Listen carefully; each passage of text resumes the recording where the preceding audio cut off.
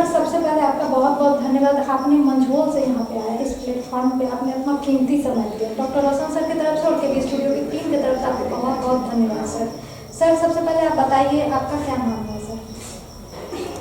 मैं सबसे पहले अपनी ओर से, अपने ग्राम मंझोल की ओर से केबी स्टूडियो के संस्थापक रोशन सर जी को बहुत बहुत दिल से बधाई और मंगल कामनाएँ 2021 की सारी मंगल कामनाएँ देता हूँ। मेरा परिचय, मेरा नाम, शुभ नाम उदित नारायण मिश्रा है। मेरे पिताजी का नाम कृष्ण कुमार मिश्रा है। मेरे दादाजी स्वर्गीय वशिष्ठ नारायण मिश्र बच्ची हैं।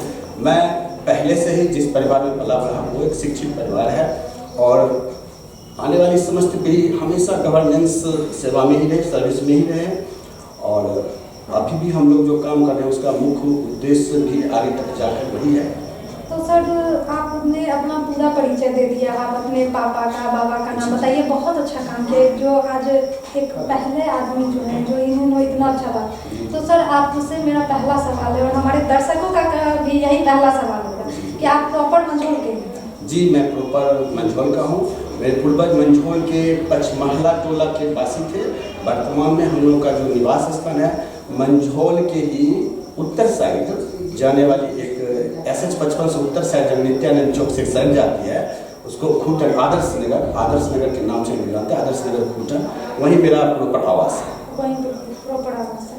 तो सर आपका मैंने देखा था सोशल मीडिया पे, फेसबुक के माध्यम से आपको देखा था मैंने कि आप बहुत जो निम्न क्लास के बच्चे होते हैं जो पढ़ना नहीं चाहते हैं, कुछ पैसे के अभाव से बहुत सारा प्रॉब्लम होता है। मैंने देखा था आप उनको बुक, पेन इस तरीके से उसको बांट रहे थे।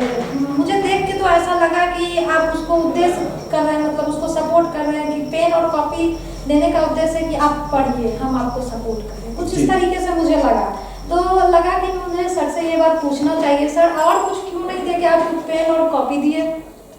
तो जैसा मैं बचपन से ही जब से थोड़ा सा होश संभाला, छात्र जीवन में ही अपने परिवेश में जितने ऐसे छात्र थे जो किसी न किसी त्रुटि या कमजोरी या अभाव के कारण शिक्षा नहीं प्राप्त कर रहे थे, उनको अपने एक फ्रेंडली सिस्टम लगा करके उनको पढ़ाई के बारे में थोड़ा एग्रेसिव कराया, आगे बढ़ाया और जैसे ही वो आगे बढ़ने लगे तो हमारी अभी रुचि इसमें थोड़ा बढ़ते गई और मैं छात्र जीवन में ही अपना जीवन व्यतीत करते हुए इस काम को आगे भी बढ़ाते गया। मतलब आप पढ़ाई के क्रम में खुद भी पढ़ते थे और बच्चों जो मतलब पढ़ना चाह रहे हैं, जिसके पास कुछ मजबूरी है, जिस वजह से नहीं पढ़ पा रहे हैं, आप उसको सपोर्ट भी करते हैं कुछ इसी तरीके से। तो सर मैंने एक बात और आपके बारे में जाना था कि आपका जो पढ़ाया हुआ जो भी बच्चे हैं अभी के टाइम में बहुत जगह मतलब बेगूसराय के जो होते हैं बच्चे जो हैं बहुत आगे आपने लाया, उनको पढ़ाया, पेन कॉपी दे के आपने उनको सपोर्ट किया और उस वहाँ जो बच्चे आपके पढ़े मेडिकल लाइन में, कुछ IAS ऑफिसर इस टाइप के जो बहुत सारे लाइन में गए थे, कुछ हमारे दर्शक को बताना चाहें कि आपने बच्चे को किस तरीके से पढ़ाया, किस तरीके से उसे मोटिवेट किया, क्योंकि अभी के टाइम में जो बच्चे होते हैं पढ़ना नहीं चाह रहे हैं जी।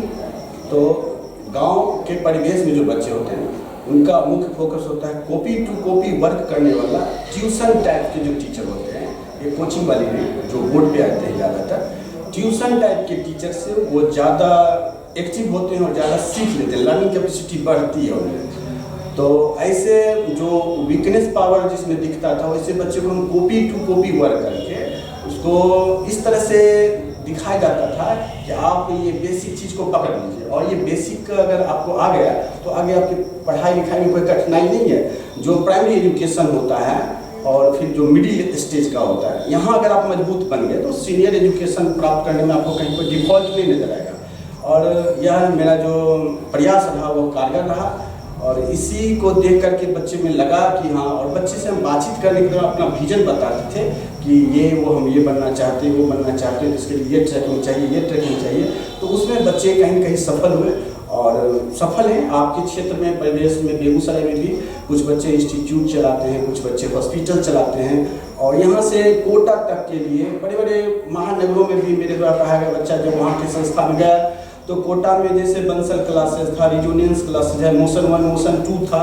तो उस समय जब बच्चे यहाँ से पढ़ के तो वहाँ के फैकल्टी खास करके केमिस्ट्री के विषय में जब बच्चा रिप्लाई देता था तो उससे कभी वो पार्टिसिपेट होते थे तो बताते थे कहाँ से कैसे पढ़ा, वहाँ मेरे नाम की चर्चा हो जाती थी बच्चे के द्वारा। तो उनको लगता था अच्छा टीचर नेक होगा तो आपको ही होगा। और बहुत सारे बच्चे इंजीनियरिंग्स में भी गए और हैं भी, अभी वर्तमान काम भी कर रहे हैं। और बहुत यूट्यूब पर तो बच्चे पढ़ाते भी मिल जाए हैं जो कि हम लोग के द्वारा पढ़ाए गए और आजकल ऑनलाइन यूट्यूब पर पढ़ाते हैं। देखिए यहाँ पे एक पुराना कहावत सेट हो रहा है इस लाइन में, जिसका जड़ अच्छा होता है उसका छिप भी अच्छा होता है। तो जैसा कि आपने बताया कि आपने बच्चे का जो है ना मेन पॉइंट जो होता है जैसे बेस उसका मजबूत किया है, जिस वजह से आज बच्चे जो आगे मतलब बेस जो होता है ना, बेस से रिलेटेड 7, 8, 9, 10 जैसे बोला जाता है कि आप इस चीज़ को पढ़ो आगे या इसी से रिलेटेड आपका सब, तो आपने उस पर नज़र रखते हुए आपने बेस मजबूत किया बच्चे को क्या? जी जी। तो जैसे कि आपने बताया आपका जो आप जो पढ़ाए थे बच्चों को, वो बच्चा बहुत जगह, तो आप किस तरीके से सर गांव में पढ़ाते थे? गांव में तो बहुत चीज़ की सुविधा अभी भी नहीं है। जी गांव में खास करके मेरे पूर्वजों का ही शिक्षण जो एक पद्धति है उसको विस्तार करने में, प्रचारित करने में योगदान रहा है। मेरे दादाजी के अंकल थे अभिराम गुरु जी, वो ही अपने पूरे आसपास पड़ोस के बच्चे को बैठ के पढ़ा लिखा करते थे। और पूर्वजों की एक कहानी सुनती है कि उनको पढ़ाने में ज़मीन भी दान में मिला था। तो इस तरह की जो प्रायोरिटी थी। फिर मेरे दादाजी सरकारी शिक्षक थे, स्वर्गीय वशिष्ठ नरेश बच्ची झा, वो अपने गांव में बहुत सारे लोगों को शिक्षित करने में योगदान देते रहे। हम लोग के एक आर्मी में चिकित्सक थे और नाम था फुलेसर शाह, मर गए, स्वर्गवासी हो गए। तो उन लोगों को भी मेरे दादाजी फ्री में अपने साथ रख के एजुकेशन दिए। बहुत सारे ऐसे टीचर बने जैसे कृष्णनंदन पोदार, हल्दर पोदार नाम थे, वो लोग अपने मुंह से हम लोग को सुनाते हैं कि आपके दादाजी हम लोग को रख करके फ्री में पढ़ाते थे। बहुत ही नेक दादा, आज हम टीचर हैं तो उन्हीं के बदौलत हैं। और ये सब सुनने के बाद मेरे चाचा जी भी रिटायर्ड टीचर हैं, वो भी हम लोग देखते थे कुछ बच्चे जब आते थे तो उनको वहाँ पर बैठा के पढ़ाया लिखाया जाता था। तो वो भी ऐसे मुफ्त, कोई मतलब ये नहीं कि अर्ज हो धन, इससे ऐसा नहीं। तो जागृति बढ़ती गई और हम भी अपने समाज में बहुत सारे ऐसे बच्चे जो किसी वजह से पिछड़े हुए हैं, खास करके जहाँ हम लोग बसे हुए हैं आदर्श नगर कुटन में, वहाँ लड़कियाँ तो गिनी चुनी लड़कियाँ आपको 9वीं 10वीं 8वीं मिलती है। लेकिन जब से हम लोग वहाँ पर हैं तो वहाँ पे से अभी ग्रेजुएट लेवल तक लड़कियाँ मिल रही हैं, जॉब करने वाली मिल रही है। इस सब एक सकारात्मक सोच के कारण हुआ। और इसमें हमारे पिताजी का बहुत बड़ा योगदान है कि अपने आवास में बच्चे को, काफ़ी संख्या में बच्चे को पढ़ाने के लिए दिए। वस्तुतः आवास में बहुत सारे लोग ऐसे एक्टिव नहीं होते हैं, लेकिन वहाँ पर हम लोग का आवास थोड़ा बड़ा सा है, लगभग 12 से 14 कट्ठा में बना हुआ एक परिवेश का है। तो बड़ा सा दलान है वहाँ पर, वहाँ हम लोग पढ़ाया करते थे मस्ती से बच्चों को। मुझसे दलान पे, आप अपने दलान पे बच्चों को पढ़ाते थे। तो सर ये आपके मन में विचार कैसे आया कि ये काम हम करते हैं? बहुत सारा ऑप्शन है। जी। तो हम लोग पढ़ाई लिखाई करते थे तो लक्ष्य था कि अपने जीवन को किसी और रास्ते ले जाए। लेकिन हमारे पिताजी जब बच्चे लोग पढ़ने आ जाते थे या कुछ भी पूछने भी आ जाते थे कि थोड़ा ये बता दीजिए, तो उसमें हमारे पिताजी का बड़ा सहयोग रहता था कि अच्छा ये सब चीज़ बताते जाओ। खुद अभी भी मेरे पिताजी रिटायर हैं, वो बिस्कोमान में सर्विस करते थे। तो समाज के बच्चे जब आते हैं और यदा कदा हम लोग इधर उधर किसी काम में चले जाते हैं तो खुद वो पिताजी ही बैठ के उसको सिखाते पढ़ाते हैं कि चलो ये सब सीखो। गांव के छोटे छोटे बच्चे, अभी भी जाइएगा मेरे दरवाजे जो है बहुत सारे बच्चे आते हैं। लॉकडाउन के बाद जब आदेश मिला है तो 9, 10, 11, 12 के बच्चे लगातार सतत अभ्यास। तो सर ये आप कब से ये अभ्यास मतलब ये चीज़ स्टार्ट की है? तो हम जिस समय खास तौर पर जब से लोग हमें जानने लगे, ऐसे हम इसको पढ़ाने जब हम 9th में पढ़ते थे उसी समय से 9th से ही सर जी कंटिन्यूअसली पढ़ाते गए। बीच में कुछ दरमियान ऐसा हुआ जो हम गैप हुए जिसमें हमको अपनी खुद की पढ़ाई थी, जैसे ग्रेजुएशन करना या इस तरह की जो चीज़ है, उस समय हम थोड़ा गैप हुए। लेकिन पढ़ाई वो चलती रही। वो मेरे एक छोटे अंकल थे और मेरे बड़े भाई, ये सब सेवा को चलाते रहे। और बाद में फिर जब हम अपने गांव आए तो सीनियर एजुकेशन को प्रोवाइड किए और तब उस समय हम लोग बहुत सारे परिवेश के बच्चे को ग्रेजुएट तक की शिक्षा। जैसा कि आपने बताया कि 8, 9 में आपको ये चीज़ ख्याल आया, तो सर यही चीज़ क्यों ख्याल आया? हमारे दर्शक के मन में ये सवाल बिल्कुल आ रहे होंगे कि आप और क्यों नहीं अपना भविष्य आदमी को उसमें दिखता कि मैं ये करूँ, अपने लिए करूँ। जी आपने सारा कुछ छोड़ के अपने बच्चे को पढ़ाने का ऐसा क्यों फैसला लिया आपने? ये शायद हम जो अनुभव करते हैं ये मेरा एक इंटरनली एनर्जी है और लगता है कि ये बाप दादा का संस्कार कि औरों को शिक्षा से जगाओ। और हम लोग बचपन में 1-2 स्लोगन सुनते थे, शिक्षा हमें जगाती है, शोषण से बचाती है। और जहाँ हम लोग का परिवेश था, मंझोल कभी भ्रमण करता है, जैसे कि हमने आपको बताया कि जिस जगह मेरा आवास है, तो देखिएगा कि लगेगा थोड़ा सा पिछड़ा जगह है। अभी जहाँ हम लोग संस्था चलाते हैं मंझोल खया बोला जाता है, तो वहाँ पे देखिएगा, देखने से लगता है कि ये जो पिछड़ा वंचित है, एजुकेशन नाम से इसको कुछ समझ नहीं आ रहा है। तो इस उद्देश्य को देखा और लगा कि ये करना चाहिए। और दूसरी चीज़, कभी छोटी मोटी किताबों में पढ़ा करता था कि माँ के दूध से भी ज़्यादा ताकतवर होती है शिक्षा। तो ये सब अहम अपने में जगने लगा और हम ये करने लगे। आज भी पढ़े लिखे लोगों की कलम चलती है, लेकिन मेरा मानना है कि मेरी कलम खनकती है। जो वंचित लोग हैं उसको आगे बढ़ाते हैं। ये मेरा अपना ध्येय बन चुका है। ये चीज आपको अपने पूर्वज से मिला है, जी। जो होता है ना थोड़ा सा कि उनका आदत आ गया। जी, जी। यही। तो सर आप वही दलान पे पढ़ाते हैं? जी जी। और कहीं कोई कोचिंग संस्था इस प्रकार का? हाँ, कई बार हम तो किसी कोचिंग संस्था का ओनर नहीं है, लेकिन बहुत सारे छात्र या सहयोगी जब खोले उसमें पार्ट टाइम हम टाइम दे दिया करते थे। अपना प्रॉपर मेरा जिस विषय से मैं पोस्ट ग्रेजुएट हूँ उस विषय को पढ़ाने के लिए हम क्या करते हैं। अच्छा, मतलब आप अपने दलान कोई कोचिंग संस्था द्वारा मतलब उसको कोचिंग बना दिया? जी जी। इसके अलावा सर आप क्या करते हैं? आम जिंदगी जो होता है एक इंसान का, उसमें आप क्या करते हैं? अच्छा, एक इंसान की आम जिंदगी के तहत अगर कहिए तो हम एक हेल्थ केयर से डिप्लोमा डिग्री लिए हुए हैं। और डिप्लोमा डिग्री के कारण हम लोग इमरजेंसी मेडिकल टेक्नीशियन का डिग्री है, जिसके वजह से हम लोग थोड़ा उस काम को करते हैं और उससे अपने जीवन यापन के साथ साथ मेरी वाइफ जो है रश्मि रथी, वो भी एक हमारे जैसे जुझारू इंसान की पत्नी होने के नाते वो सीख गई और वही हेल्थ के लिए पीजी तक का डिग्री लेने के बाद नर्सिंग का डिग्री ली और नर्सिंग सेवा से भी वो अपना अर्जित करती है और परिवार को खुशहाल जिंदगी प्रदान करती है। मतलब आपको पूरा परिवार जो है मतलब पूर्वज से लेके अभी तक, जी जी, मतलब ये आपका तीसरा पीढ़ी है जी, जो पूरा समाज सेवा, एकदम प्रॉपर जी, समाज सेवा। जी। और आपने इतना नेक कार्य किया कि आपने दलान को ही कोचिंग में कन्वर्ट कर दिया और कोई कोचिंग संस्था अभी तक कोई ओपन नहीं? जी नहीं, बस एक छोटी सी संस्था है जो 2018 के आसपास बनाई गई है, उसका अमर ज्योति लाइफ लाइन जो मैंने नाम बताया, उसमें अभी आपके पड़ोस में चल रहा है अमर ज्योति हॉस्पिटल। और वहाँ से एक शिष्य है मेरे चंदन राज, वो प्रोवाइड कर रहे हैं कि थोड़ा इसको विकसित करें। और जो वंचित समुदाय के बच्चे हैं और जिनको लगता है कि हम स्कूल तो जा रहे हैं लेकिन शिक्षा नहीं पा रहे हैं, तो ऐसे बच्चे वहाँ आते हैं और एजुकेशन लेके जाते हैं। अमर लाइफ लाइन करके आपने बताया? Amar Jyoti life line, Amar Jyoti life line academy कहाँ पे है? और ये Amar Jyoti life line academy Manjhol panchayat 1 ward 1 Khaira में। तो उसमें सर किस प्रकार के बच्चों को आप पढ़ाते हैं?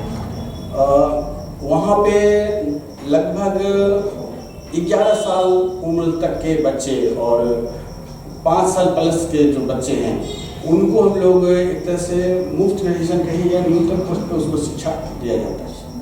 न्यूनतम मतलब जिनको जो अफोर्ड नहीं कर सकते अभी के टाइम में, जो बोलिए जिस वजह से उनके गार्जियन नहीं पढ़ा पाते हैं, क्योंकि होता है क्या, 2 वक्त का रोटी भी बहुत मुश्किल से मिलता है, तो बच्चे को पढ़ाना है। तो उसमें बेशक बहुत सारे बच्चे को मुफ्त में एजुकेशन दिया जाता है। मुफ्त में मतलब उसको एक तरह से कहिए ना, एक तरीके से जो है ये मुफ्त में ही होता है। न्यूनतम में भी तो कुछ कोई बड़ा अमाउंट तो आप लेते नहीं होंगे, मुफ्त ही इसको कम्प्लीटली कहिए। ये एक तरीके से समाज सेवा है, जो बच्चा भी पढ़ना चाह रहा है जिनके पास अभी। तो सर हमारे जो दर्शक अभी देख रहे हैं, जो बहुत सारे मंझोल के भी होंगे, तो उनको आप क्या कहना चाहेंगे? वो जो अभिभावक अभी जो देख रहे हैं, जिनके जो छोटे छोटे बच्चे हैं, जो पैसे के अभाव की वजह से या कुछ अभाव की वजह से नहीं पढ़ा रहे अपने बच्चे को, तो शिक्षा एक बहुत बड़ी चीज़ है। जैसा कि आपने बताया, माँ के दूध से भी ज़्यादा इम्पोर्टेंट शिक्षा है। ये बहुत बड़ी बात है। ये अभी के टाइम में जो भी अभी नया जनरेशन है उसको समझ में आ रहा होगा शिक्षा कितनी बड़ी चीज़ है। तो आप उस अभिभावक को क्या कहना चाहेंगे, जैसा कि आपका कोचिंग एकेडमी वहाँ पे फ्री में अभी पढ़ा रहा है? जी, तो हम जिस परिवेश में वहाँ के अभी तो वहाँ के क्षेत्रीय गांव जितने हैं, हमने जैसे बताया कमला, पबरा, शाहपुर, मुजफ्फरा, बासदेवपुर, हैबरपुर, कोरिया, महेशबाड़ा, पहसारा, नावकोठी, बेगमपुर, हरसन, झुल्ला, मेहरा शाहपुर, चिड़िया भैयापुर, खंझापुर, श्रीपुर, ये तमाम क्षेत्र ठाठा, मतलब वहाँ के आसपास में जो जी जी जी। तो यहाँ सारे गांव के बच्चे आते हैं और उनको हम लोग इस तरह से पढ़ाते ही हैं कि बच्चे को कुछ ना कुछ बेनिफिट मिलता है, मतलब सीख लेते हैं। और उनको लगता है कि हम अगर कहीं पढ़ते थे तो इतना राइज नहीं करते थे, और यहाँ हमको जो है सिलेबस का सिस्टम वो हमें कम्प्लीटली आ रहा है। और वो बच्चे अगर फिर विद्यालय या जहाँ कहीं अटैच होते हैं वहाँ उनको कुछ ना कुछ पॉजिटिव नज़रिया से लोग देखने लगते हैं। तो इसको देख के गार्जियन खुद ही एक्टिव हो जाते हैं और बच्चे आते हैं। बशर्ते मेरा कोई बैनर पोस्टर कहीं फील्ड में जैसे किसी पेपर को चिपका करके या पोल में लटका करके या पेड़ में लटका करके, जी ऐसा नहीं है। और हम लोग कभी कभी कुछ बच्चे छोटा मोटा ऐसा योगदान देकर खुद से प्रचार एडवर्टाइज किए, और उसके बाद हमारा कोई अपना व्यक्तिगत प्रचार नहीं है। बच्चे बस मेरी कलम जो चलती है उसी के पकड़ से वहाँ तक आते हैं।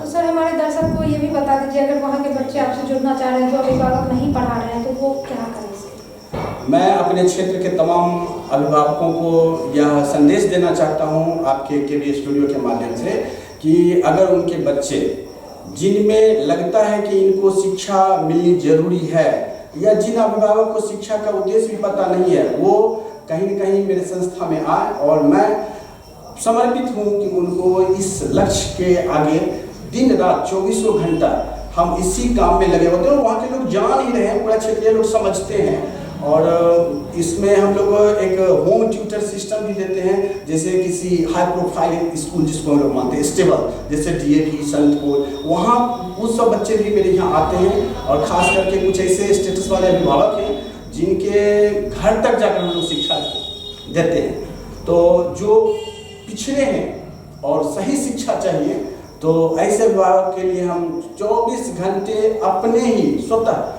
जागृत हैं कि वो अपने बच्चे को मेरे संस्था तक लाएं और उसको एक अच्छा नागरिक बनने का उद्देश्य बनाए। शिक्षा का जो सबसे प्रथम उद्देश्य है कि अच्छा नागरिक बने। खैर, शिक्षा की दुनिया जो अभी बढ़ रही है, इसमें एक दूसरा भाव भी आ गया है कि लोग टीचर को एक राजनीतिक शिकार बनाना चाहते हैं, दबाव डालते हैं, उसको उसके ट्रैक से अलग उठाकर फेंक देना चाहते हैं। और वो लोग वही होते हैं जो भले भले उनको जानते होते हैं। तो हम वैसे अभिभावक से भी कई बार ऐसा ट्रोल मेरे साथ भी हुआ, लेकिन हम भगवान का कुशाग्र है, अपनी माँ का आशीर्वाद है कि हम इससे बचते गए। और आज जहाँ भी है एक कुशल टीचर के रूप में और सही पहचानते हैं। अभिभावक को बार बार हाथ जोड़ के कहेंगे कि अपने बच्चे को उचित और समुचित शिक्षा जरूर दीजिए। तो आज हमारे बीच जो आए हुए हैं मजोल से, सही में बहुत नेक कार्य कर रहे हैं। एक कोचिंग खोलना बड़ी बात नहीं है, शिक्षा देना भी बड़ी बात नहीं है, बट बेस मजबूत करना एक बहुत बड़ी बात है। आप लोग जो भी अगर कोई टीचर देख रहे हैं तो उनसे एक ही रिक्वेस्ट करेंगे कि आप जो भी अपने बच्चे को पढ़ा रहे हैं उनका बेस मजबूत कीजिए। क्योंकि हमेशा जो भी क्वेश्चन आता है, चाहे जो भी लाइन में रहे, डिफेंस लाइन रहे, मेडिकल लाइन रहे, या जो भी लाइन रहे, बेस से रिलेटेड हमेशा सवाल पूछा जाता है। तो हमेशा अपने बच्चे को बेस मजबूत कीजिए ताकि बेगूसराय के जो भी बच्चे हैं बेगूसराय का नाम रोशन करें। आइए इनसे दूसरा सवाल है। तो सर, इसके अलावा आप क्या करते हैं ये बताइए। ये तो आपने बहुत नेक कार्य कर रहे हैं, आप अपने बच्चे को बेस मजबूत कर रहे हैं। आपने बहुत अच्छा मेन पकड़ लिया है कि बेस मजबूत करना है। जड़ अच्छा होगा तो छीट भी अच्छा ही होगा। स्वाभाविक सी बात है, बच्चा का अगर बेस अच्छा होगा तो बच्चा कुछ ना कुछ जरूर करेगा अपनी लाइफ में। और आप उसे अच्छे से मोटिवेट करते हैं। आपसे बात करके ये बिल्कुल लग रहा है कि आप बच्चे का एकदम माइंड फ्रेश कर देते होंगे कि आपको अच्छे से पढ़ना है। जी, ज़्यादातर हम अलग से कोई प्रॉपर काम नहीं कर रहे हैं। और हमने बताया कि होम ट्यूटर,